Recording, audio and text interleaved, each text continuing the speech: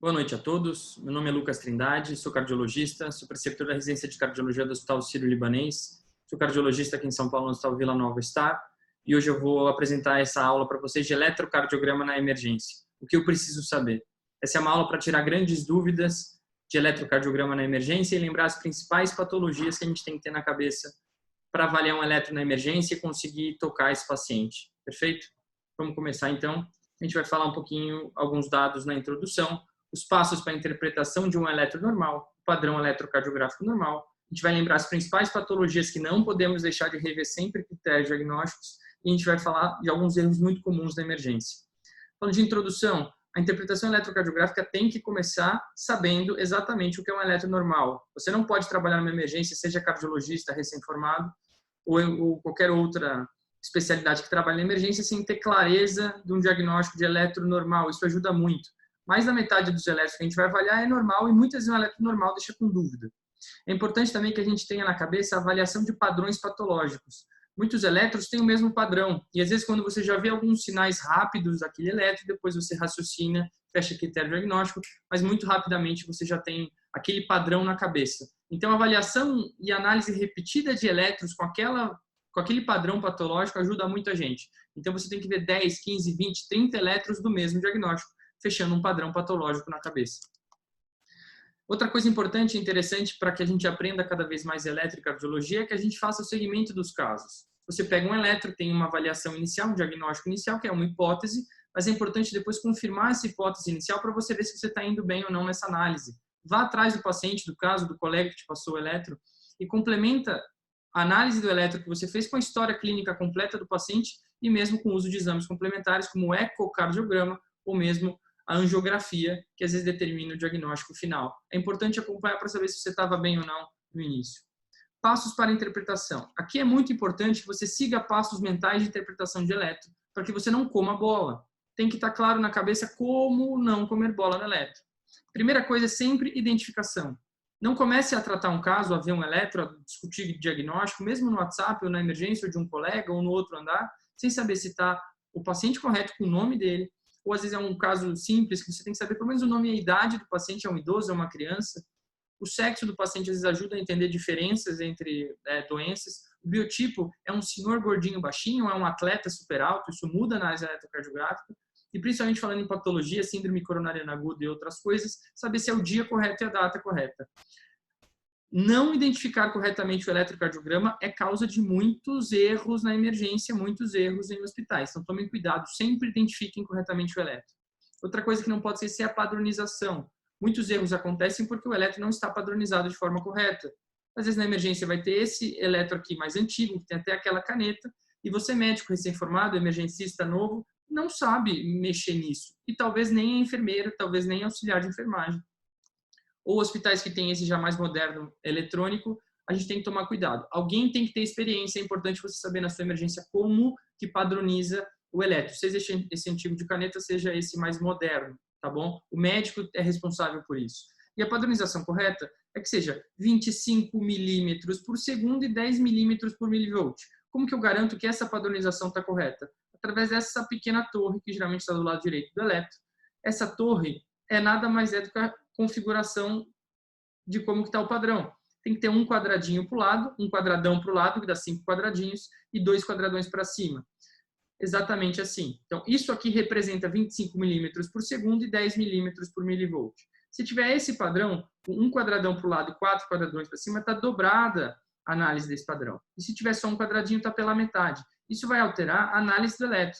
Este aqui é o padrão. Esse aqui é o 2N, que é o dobro que a gente fala. Muitas vezes, diagnósticos de supra se fazem por alterações de padrão, ou mesmo diagnóstico de, por exemplo, sobrecarga ventricular esquerda, porque o padrão está errado. Ou você come bola em alguns diagnósticos, porque está muito pequeno, o eletro é muito menor do que real, e às vezes você não vê algumas características que fechariam o diagnóstico. Não se esqueçam de rapidamente identificar se esse eletro está padronizado corretamente para análise. Então, aqui eu já mostro para vocês que duas coisas não tem. Eu não tenho identificação, eu não sei que paciente eu estou falando, a idade do paciente não está neste papel e não tem a padronização. Eu não acho aqui aquela torre para eu jurar por Deus que esse eletro está no padrão correto. Tome cuidado.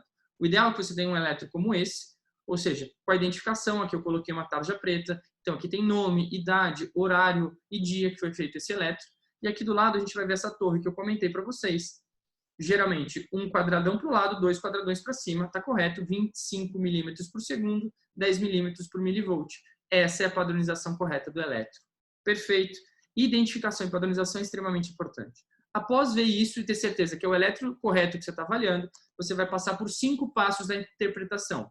Se você seguir os 5 passos bonitinho, você vai sim conseguir dar diagnóstico muito melhor de eletrocardiograma. Esses são os 3 primeiros. Mesmo que tenha um eletro super alterado, super patológico, não se esqueça de avaliar eixo cardíaco. Busque em D1 e AVF o complexo QRS para saber se é positivo ou negativo. O ideal é positivo em D1, positivo em AVF, dizendo que está no quadrante 1, que é um eixo cardíaco normal entre menos 30 e mais 90. Se tiver um eixo desviado para a esquerda, com AVF negativo, a gente vai estar com um eixo elétrico entre menos 30 e menos 90. E se tiver um eixo desviado para a direita, vai entrar entre mais 90 e mais 180. Não deixem de olhar o eixo cardíaco. Olhou o eixo, passa para a avaliação do ritmo. Às vezes tem um baita supra, tem uma baita outra patologia, mas você esqueceu de ver o ritmo. Principalmente ritmo sinusal. Defina claramente que é um ritmo sinusal. Ondas P simétricas entre si, P precedendo o QRS, RR regulares, onda P positiva em D1 e AVF, mostrando que é do nó sinusal, que está vindo essa onda P, perfeito? E a frequência entre 50 e 100, mostrando que é o ritmo sinusal.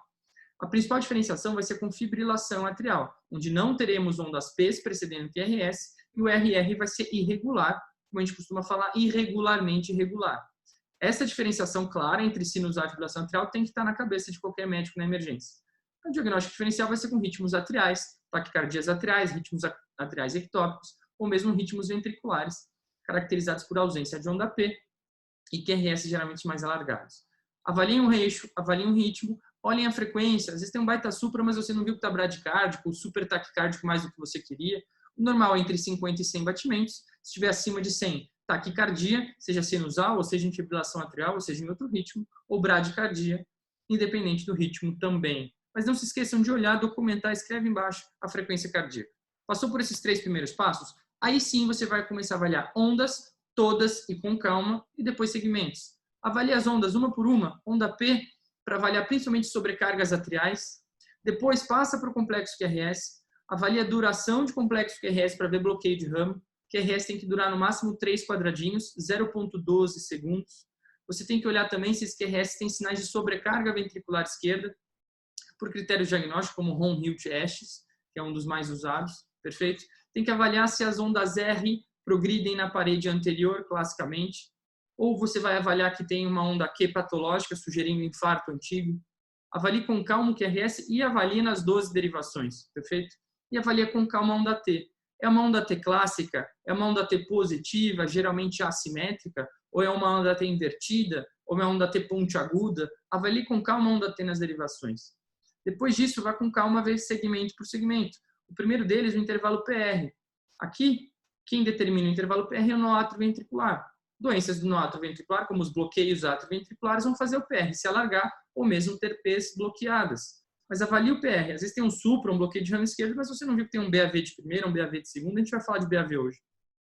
Depois, avalie com calma o segmento ST. A gente busca muito dor torácica, alteração do segmento ST e do seu ponto J, mas você tem que passar por todos os passos. Mas aí sim avalia supra e infradesnivelamento do segmento ST. E não se esqueçam, principalmente hoje em dia, com o uso de medicamentos que aumentem o intervalo QT, análise do intervalo QT.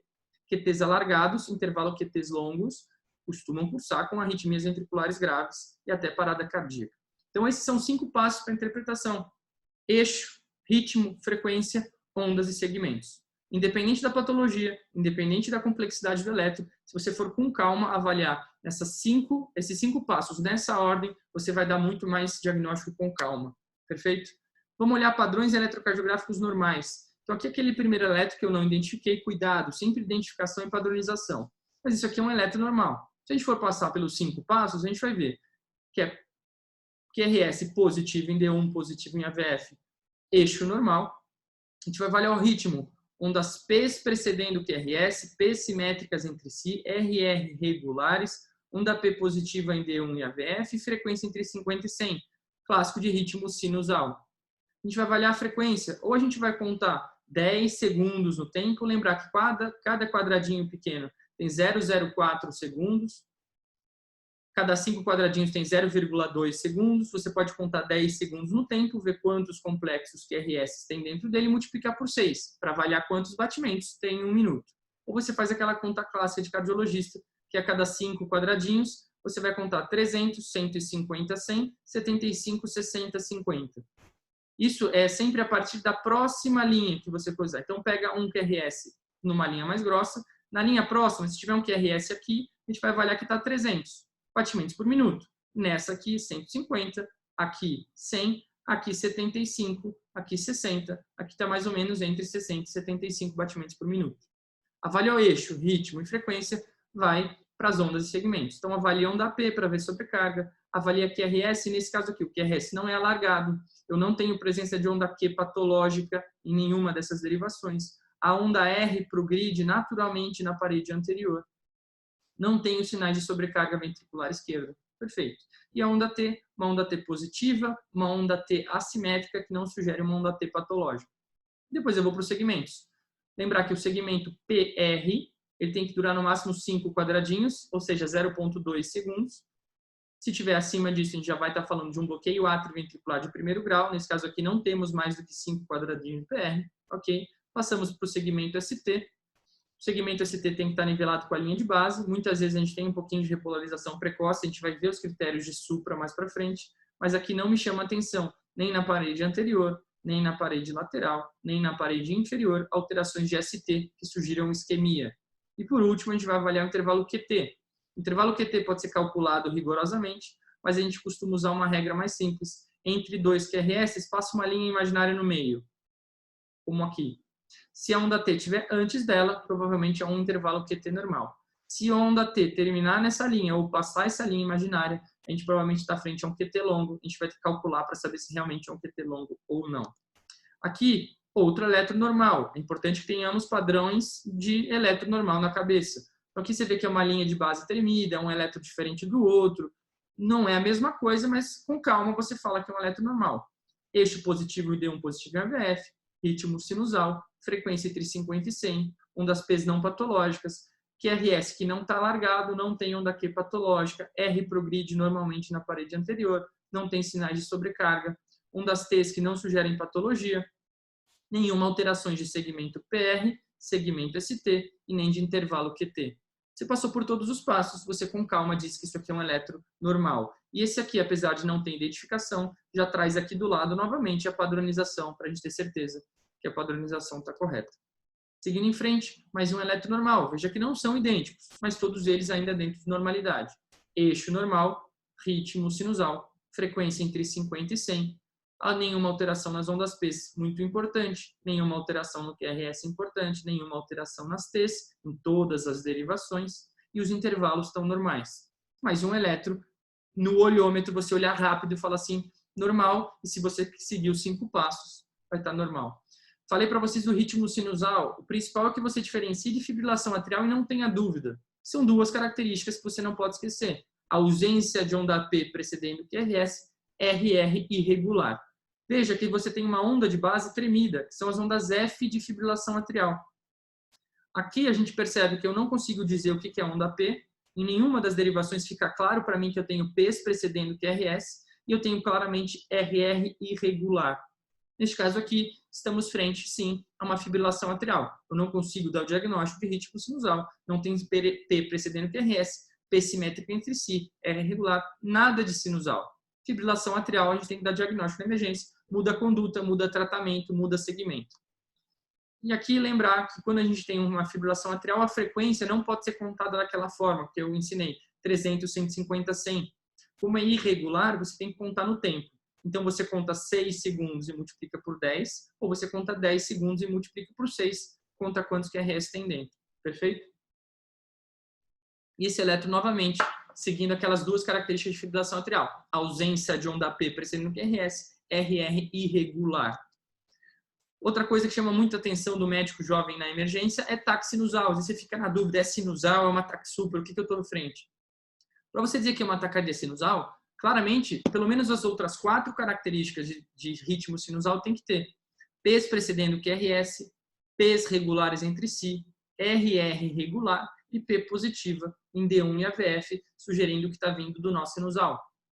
A única diferença é que a frequência vai estar elevada, acima de 100. Nesse eletro aqui, 300, 150, 100, mais ou menos entre 150 e 100 batimentos, uns 130. Mas eu tenho P precedendo QRS, P simétricas entre si, RE regulares, P's positiva em D1 e AVF. Então eu consigo dar o diagnóstico de ritmo sinusal e taquicardia. Taquicardia sinusal. Não é para ter dúvida de que isso aqui é taquissupra ou outro ritmo taquicárdico. O que é a clássica taquissupra que a gente vai encontrar? Nós não vamos encontrar aquilo que eu falei. Geralmente eu não vou ter P's precedendo QRS. Geralmente é uma onda P retrógrada que aparece depois do QRS. E geralmente o ritmo é muito mais acelerado que uma simples taquicardia sinusal. São ritmos acima de 150, 200. Então esse aqui, também teremos RR regulares, mas a principal diferença da taquissupra para taque sinusal é que não achamos a onda P para falar que é um ritmo sinusal. Então se eu olhar em todas as derivações, eu vou ter uma dificuldade enorme em falar que eu tenho P precedendo o QRS. Aqui eu estou frente a uma taquissupra, não tenho P precedendo o QRS, eu posso ter uma onda P retrógrada, que é difícil de olhar, e um ritmo muito mais taquicárdico, próximo de 150 a 300 batimentos por minuto. Tá? Tem que saber dar diagnóstico de taque sinusal e, na dúvida, ter mais certeza que é uma taque supraventricular, porque não fecha critérios de sinusal. Agora a gente vai falar das principais patologias. E aqui eu diferenciei em 6. Isquemia coronariana, bloqueios de ramos, tamponamento cardíaco, que é importante a gente ter o padrão na cabeça, arritmias ventriculares, bloqueios atrioventriculares e taquicardias supraventriculares, que foi aquela que eu já mostrei para vocês. Perfeito? Vamos falar dessas outras 5 que eu não comentei. Primeira coisa vindo aqui, isquemia coronariana. A gente vai falar de infarto com supra e sem supra. Lembrar que isquemia miocárdica também altera a onda T. E a gente vai lembrar de 3 padrões clássicos que geralmente a gente não está acostumado, que a gente pode comer bola na emergência. Esse aqui é o segmento ST, final do QRS, início de onda T. E a gente tem que lembrar que a gente vai falar também do ponto J, que é justamente o final do QRS e o início do segmento ST. Supradesnivelamento e infradesnivelamento. Isso tem critério. Se a gente seguir critério diagnóstico, vai estar muito mais claro para a gente. O que é um supra? É uma elevação acima de 1 mV, ou seja, acima de 1 milímetro, acima de 1 quadradinho em todas as derivações, exceto em V2 e V3. V2 e V3 você costuma ter um supra normal. Você tem um certo supra de 1 milímetro e pouco. Portanto, é 1 milímetro em todas as derivações, exceto em V2 e V3, onde tem que ter mais que 2 quadradinhos em homens acima de 40 anos, 2 quadradinhos e meio em homens abaixo de 40 anos e 1 quadradinho e meio em mulheres.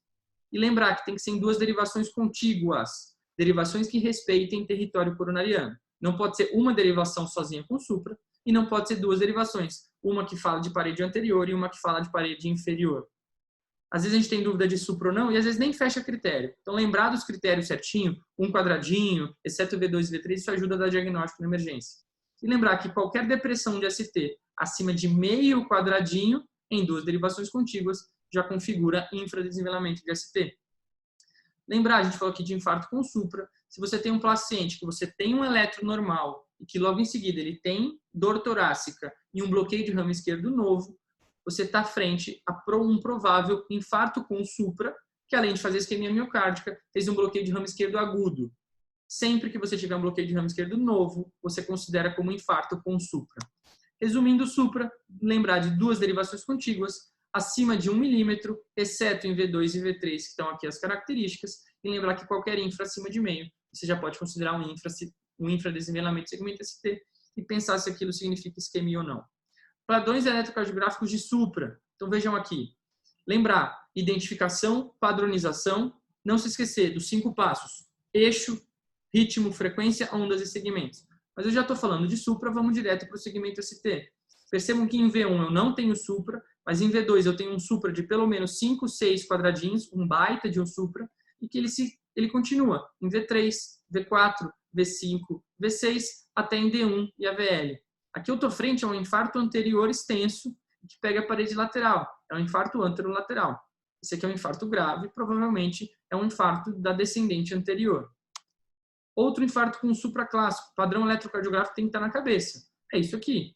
Aqui a gente já percebe um supra em V1 de pelo menos 1 milímetro, fecha critério. Em V2 Tem que ter mais de 2 quadradinhos se for homens acima de 40, mais que um quadradinho em mulheres. Lembra dos critérios? Aqui fecha critério. Então, supra em V2, supra em V3, supra em V4, supra em V5. Aqui, mesma coisa, um baita de um infarto anterior. Nesse mesmo eletro, a gente percebe um infradesnivelamento em D2, D3 e AVF. Qual que é mais grave? Esse supra ou esse infra? Claro que é o supra. Esse infra provavelmente é só uma imagem em espelho. É a correspondência do supra na derivação contrária. Então, sempre que você tiver infra e supra, o problema é o supra. Aqui, provavelmente, é só uma imagem correspondente ao contrário. Tá bem? Aqui, de novo, um infarto de DA, um infarto de parede anterior. Mesma coisa desse aqui. Percebam que eu tenho um supradesnivelamento de segmento ST de pelo menos 1 milímetro. Se eu só tivesse V1, eu já poderia dar diagnóstico. Você vê que ele permanece em V2, supra em V3, supra em V4. Em V5, eu não percebo um supra tão evidente, mas já tem uma inversão de onda T. Isso aqui me sugere claramente, de novo, um supra de V1 a V4, sugerindo infarto de parede anterior, sugerindo infarto descendente anterior. Mesma coisa esse aqui. Aqui não chama tanto atenção o supra, aqui um baita de um supra de quase 10 milímetros, aqui um supra ainda maior, aqui um supra ainda maior, aqui já diminui o supra, mas de novo, infarto de parede anterior. Tem que ter esse padrão eletrocardiográfico na cabeça, paciente com dor torácica, esse eletro encerrou o assunto. Outro eletro para vocês, de novo, de infarto de parede anterior.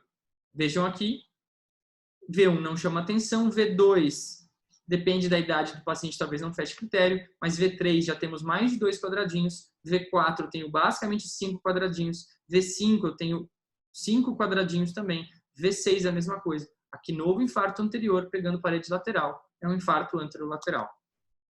Aqui, nós não temos aquele mesmo padrão eletrocardiográfico de supra de parede anterior. Talvez eu tenha até uma representação de um infra em V1, infra em V2, infra em V3 e um infra de pelo menos 1 milímetro em V4, apesar desse eletro não ser o melhor do mundo.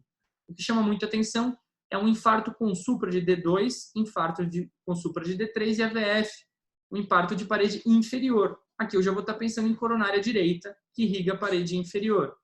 Então, de novo, um supra, mas com infra representando somente esse supra aqui. Então, lembrem, temos que olhar todas as derivações com calma e critério para avaliar supra. Esse eletro aqui não chama tanto atenção o segmento ST. Mas se a gente fizesse os 5 passos, a gente veria que a onda T incomoda a gente. É uma onda T invertida em V3, V4, V5, V6 e na parede inferior. Ondas T invertidas, geralmente ondas T simétricas, assim, podem sugerir isquemia. Um paciente com fatores de risco, dor torácica e um eletro desse, eu tenho que descartar que ele não esteja tendo uma isquemia coronariana. Então, essa aqui é a comparação das 3 principais alterações de onda T. A onda T normal, geralmente é uma onda T feia dessa, assimétrica. Ela não é tão bonita. Ondas T supersimétricas, superagudas, são geralmente patológicas, ou de hipercalemia, ou de isquemia aguda. Perfeito?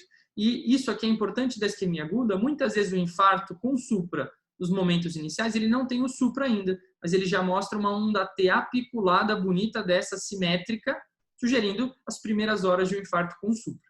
Perfeito? Aqui eu quero mostrar outros 3 padrões isquêmicos que vocês não esqueçam. Muitos pacientes chegam com dor torácica, o eletro não fecha tanto critério para supra e infra, mas é um eletro feio, e às vezes a troponina é negativa. Mas quando você encontrar esses padrões, abre o olho. São padrões de doença grave coronariana. O que é a síndrome de Wellens? A síndrome de Wellens geralmente corresponde a uma obstrução grave em descendente anterior em seu terço proximal, e ele vai apresentar com alterações da onda T de V1 a V4. Ou são ondas T invertidas, ou classicamente essas ondas T bifásicas. Perceba, essa é uma onda T, começa positiva em V negativa, começa positiva em V negativa. Essas alterações de T em parede anterior de V1 a V4, seja negativa simétrica, ou seja, bifásica, chama muito atenção para um paciente que pode ter obstrução de DA proximal. E isso aqui, quando se confirma, a gente vai chamar de síndrome de Wellens. Então, esse padrão eletrocardiográfico é legal que vocês lembrem e vejam vários padrões com essas alterações de T em parede anterior. Outro padrão clássico de eletro na emergência com dor torácica é o padrão de De Winter.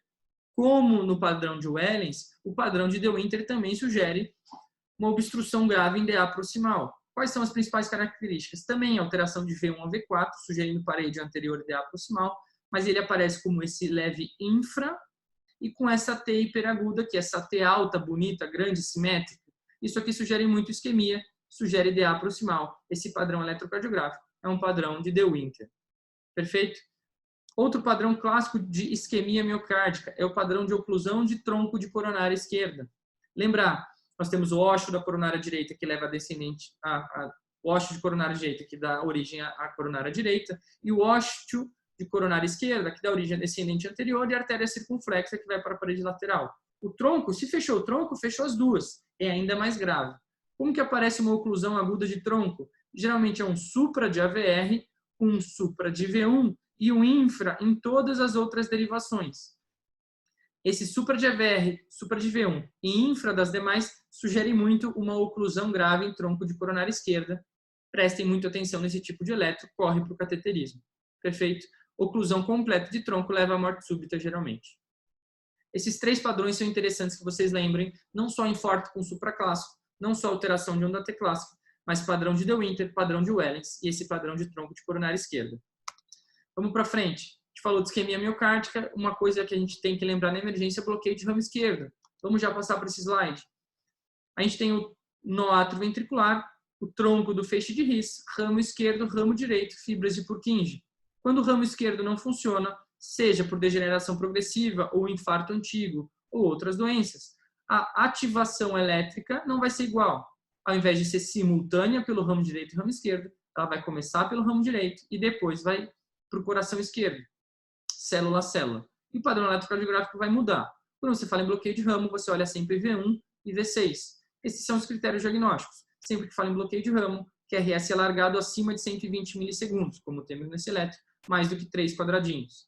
E como a ativação elétrica está alterada pelo bloqueio de ramo, você vai ter esse padrão de QS, ou seja, só uma onda bem negativa em V1, ou um R muito pequenininho, que é essa representação do R minúsculo, com uma S profunda grande em V1. Você vai ter uma ausência de onda Q em V6. Geralmente temos uma onda Q em V6, sugerindo ativação normal. A ausência de onda Q em V6 sugere bloqueio de ramo. E esse entalhe, que pode ter na ponta da onda S em V1 e nessa ponta clara aqui na onda R de V6, sugere bloqueio de ramo esquerdo.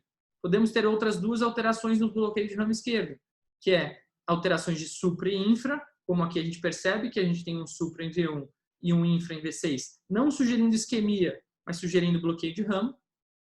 E vamos ter alterações de onda T. Então vamos olhar o eletro. Não se esqueçam, identificação, padronização, depois os 5 passos. Eixo, ritmo, frequência, onda desses segmentos. Estamos falando de bloqueio de ramo, a primeira coisa, QRS alargado. Temos QRS mais do que 3 quadradinhos. Eu tenho que pensar em bloqueio de ramo esquerdo ou direito. Quais são os critérios de ramo esquerdo?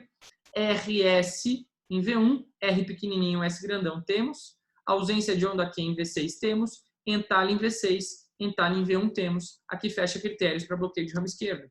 Outro eletro. QRS alargado mais que 3? Temos. Rzinho e Szão em V1, ok? Ausência de onda Q em V6, ok? Entalhe em V6, entalhe em V1, fecha critério. E aqui claramente fica, aqui mostra que tem um pequeno supra, aqui que tem um pequeno infra, essa onda T invertida em V5 e V6, tudo isso sugere bloqueio de ramo esquerdo. Mais um eletro, QRS alargado, RS em V1, ausência de onda Q em V6, entalhe em V6, entalhe em V1. Aqui fica mais claro ainda esse supradesnivelamento de bloqueio de ramo, não de isquemia, e esse infradesnivelamento de bloqueio de ramo esquerdo e essa inversão de onda T. Bloqueio de ramo esquerdo, mas um critério fechado. Esse último eletro, mesma coisa. Olha o QRS maior que 3 quadradinhos, presença de bloqueio, para falar que é bloqueio de ramo esquerdo. Aqui é um QS, eu não tenho R em V1. Aqui eu continuo sem onda Q em V6. Eu tenho um entalhe em V6, tenho um entalhe em V1. Fecha critério diagnóstico. Perfeito? E bloqueio, aqui antes de bloqueio de ramo direito, eu falei para vocês do bloqueio de ramo esquerdo agudo, que sugere infarto agudo do miocárdio com supra, mas lembrar, quem tem bloqueio de ramo esquerdo crônico já tem alterações de ST e alterações de T. Então, eu não consigo avaliar tão claramente isquemia miocárdica. Como que eu vou dar critério de supra no bloqueio antigo? Pelos critérios de Sgarbossa. São 3 critérios: supra discordante, depressão de ST em V1 a V3 e um supra concordante acima de 1. Esses 3 critérios, quando na soma desses scores pontuam maior ou igual a 3, fecham critérios de infarto com supra associado a bloqueio de ramo esquerdo. Tem que correr para o cateterismo. Mas lembrar dos critérios de Sgarbossa para infarto com supra no bloqueio de ramo crônico.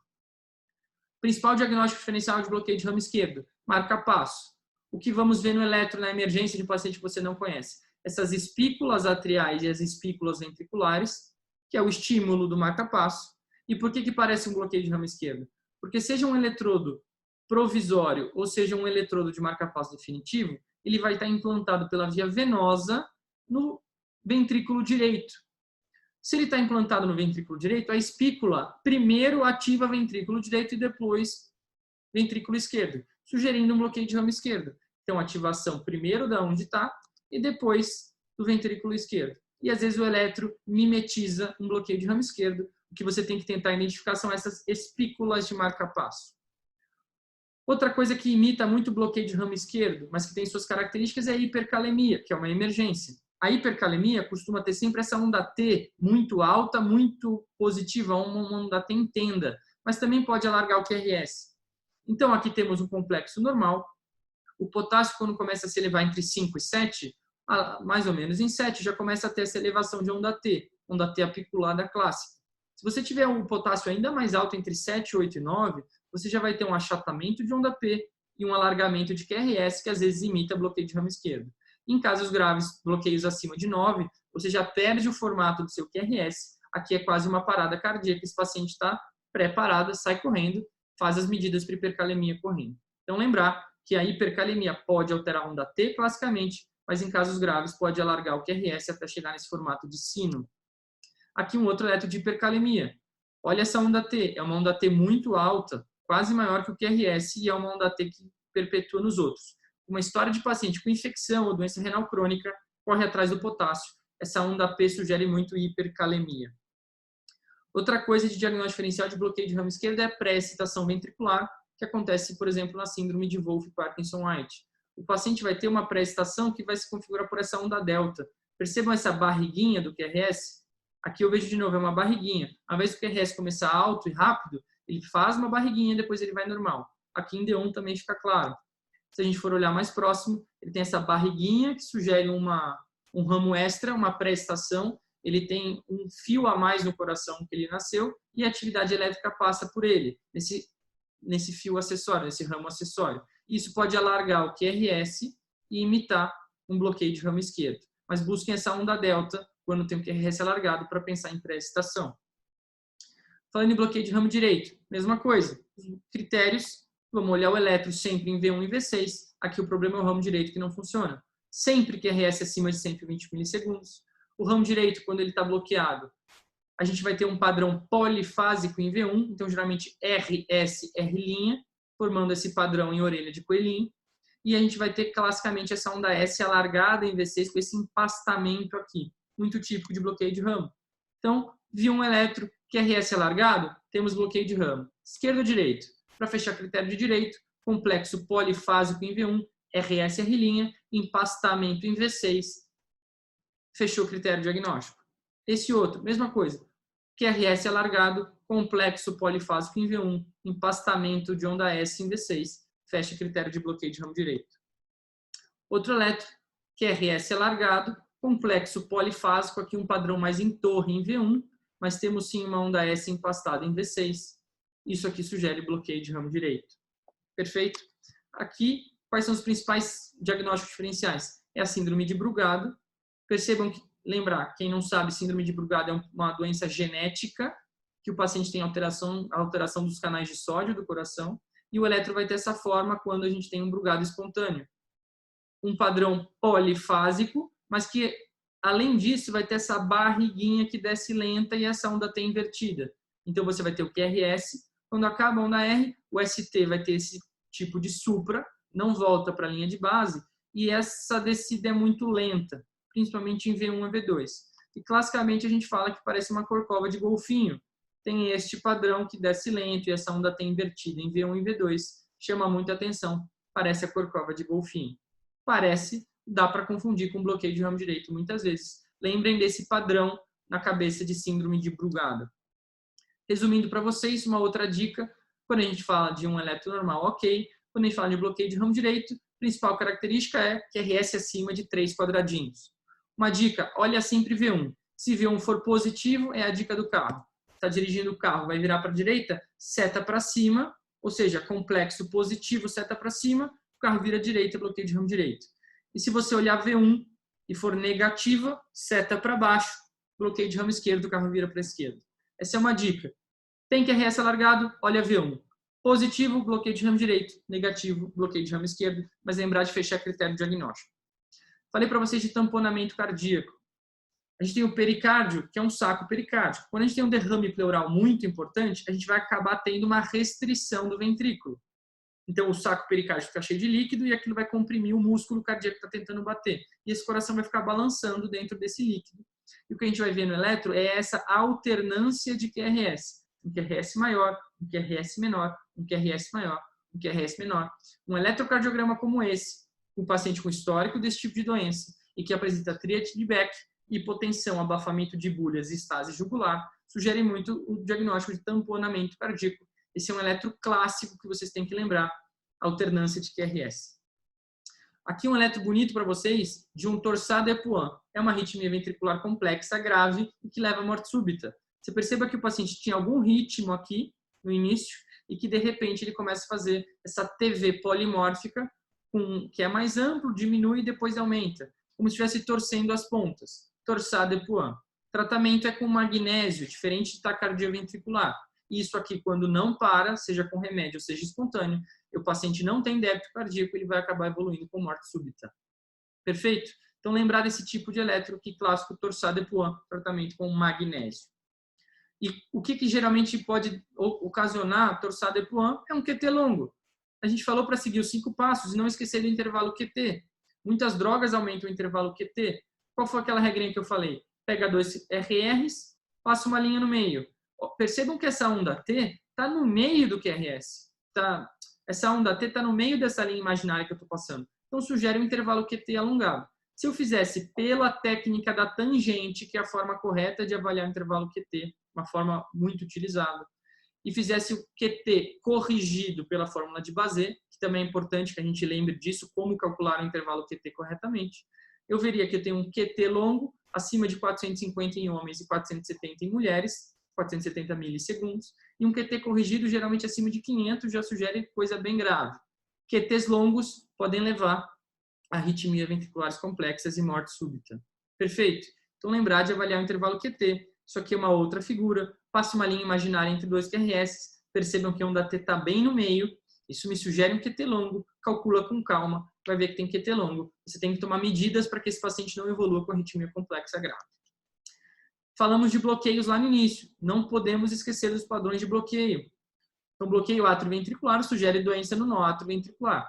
O primeiro grau significa que o nó atrioventricular está atrasando demais para mandar o estímulo. Então, isso vai se representar como um intervalo PR alongado, acima de 5 quadradinhos. Aqui, se a gente for contar do início da onda P ao início do QRS, tem mais do que 5. Parece um eletro até normal, mas se eu for criterioso, eu vou ver que o intervalo PR está aumentado, BAV de primeiro grau. Um BAV de segundo grau já é quando você vai ter uma onda P bloqueada. O nó sinusal, o nó atrioventricular está tão doente que o nó sinusal bate, você ativa átrios, mas quando ele vai passar aquilo para o ventrículo, em algum momento ele falha e ele não consegue mandar aquela atividade elétrica. O BAV de segundo grau, MOPDS 1, ele vai ter esse fenômeno de Wenkeba, que é quando o PR vai alargando devagarinho. Então, veja, intervalo PR de mais ou menos 4, 5 quadradinhos, o intervalo PR aumenta para 6, 7, 8 quadradinhos, o intervalo PR aumenta para 8, 9, 10 quadradinhos, o próximo bloqueia. Depois ele volta ao normal. É como se ele estivesse caducando, claudicando. Ele manda devagar, ele manda mais lento, mais lento, mais lento, no próximo ele não consegue mandar. Quando o intervalo PR vai alargando, a gente está frente ao MOPDS 1. Quando o intervalo PR é fixo e a onda P bloqueia, a gente está presente ao MOPDS 2. Então, esse PR é igual, que é igual a esse, o próximo bloqueia. Ele não avisa. Diferente do MOPDS 1, ele vai avisando, ó, tô alargando, bloqueei. Aqui, ele bloqueia de repente. É uma onda PR igual, onda P bloqueada. Isso aqui sugere uma arritmia ainda mais grave. É um BAV de segundo grau, MOPDS 2. Até que você tem uma doença completa do nó atrioventricular, geralmente, e você vai ter uma dissociação atrioventricular. Isso pode aparecer para você antes de uma dissociação, que é o BAV de terceiro grau, ou bloqueio atrioventricular total, que é aquela dissociação que eu falei, o nó atrioventricular não funciona, átrio trabalha independente de ventrículo, cada um em uma velocidade. Geralmente o átrio trabalha mais acelerado e o ventrículo mais lento. Percebam que esse P está aqui antes, mas depois é uma P no meio da onda T, depois mais curto, mas depois vai depois. As ondas P seguem um padrão e o QRS outro padrão completamente diferente. Isso aqui geralmente cursa com frequências cardíacas muito baixas e o paciente tem baixo débito. E outro slide que a gente tem que falar é de um BAV avançado, que é muito comum ver na emergência também, pacientes bradicárdicos hipotensos com síncope e que me aparecem com essas P's bloqueadas. Então, aqui vocês percebem, tem uma onda P conduz, a outra bloqueia. Aqui uma onda P conduz, a outra bloqueia. Aqui seria um BAV 2:1 e aqui um BAV 3:1. São 3 P's para você conduzir um QRS. Aqui 2 P's para conduzir um, aqui 3 para conduzir um. Esse tipo de bloqueio avançado já é bem grave, sugere o uso de marca-passo. Então, lembrar desses padrões de bloqueios de primeiro grau, segundo grau, BAV avançado e BAVT. Isso é muito importante para trabalhar na emergência. Finalizando a aula aqui hoje, vou falar de alguns erros comuns que vocês não podem esquecer na emergência. Primeiro erro comum que eu já falei lá na frente, padronização, gente. Aqui eu não tenho nem a identificação do paciente e eu tenho aqui, vejam a torre. Você olha esse eletro aqui, você nem sabe que está errado. Mas olha aqui do lado, vejam que está o dobro. Aqui eu tenho 2N. 2N vai aumentar os meus complexos. Às vezes eu vou dar diagnóstico de supra. Vejam aqui que parece que eu tenho um suprinha. Às vezes eu fecho diagnóstico de hipertrofia, fecho diagnóstico de sobrecarga ventricular esquerda e nada mais é do que um padrão errado do eletro. Primeiro erro comum que vocês não podem cometer é não fazer a identificação e a padronização correta. Segundo erro, comer bola com infarto com supra. Pacientes às vezes têm dor torácica, às vezes não tem uma dor típica, você não consegue fechar diagnóstico, você tem dúvida e você come bola. Percebam que se eu olhar esse eletro aqui muito rápido e eu tiver com medo, às vezes eu não vou ver. Mas se eu for muito criterioso, vocês percebem que tem um supra aqui e que tem um supra aqui. Esse V3 tem um supra de 1-2 milímetros. Tenta fechar critério diagnóstico. Percebam que aqui eu já tenho uma inversão de onda T. Esse eletro sugere muito isquemia. Você não pode deixar esse paciente na emergência fazendo eletro, fazendo exame de sangue, fazendo raio-x de tórax e perdendo o tempo de um puto infarto acontecendo. Não comam bola com infarto. Lembrar, a evolução natural do infarto é aquela onda T hiperaguda, depois aparece o supra. E se você perder poucas horas, 4 a 6 horas, você já vai começar a ter presença de onda Q patológica, que é uma Q que dura mais de um quadradinho e que tem pelo menos 1/3 do complexo QRS. Isso aqui já mostra isquemia e perda completa de músculo. Depois de poucas horas, o supra vai diminuindo, você só vai ter onda Q patológico, e após 24 horas você não vai ter onda R, ou seja, perdeu todo o músculo daquela parede e a onda T vai se inverter. Então, não comam bola de dor torácica e infarto com supra. O paciente tem que ser bem visto na emergência para que você não tenha perda do músculo nas próximas horas, porque você não deu o diagnóstico. Tempo é músculo.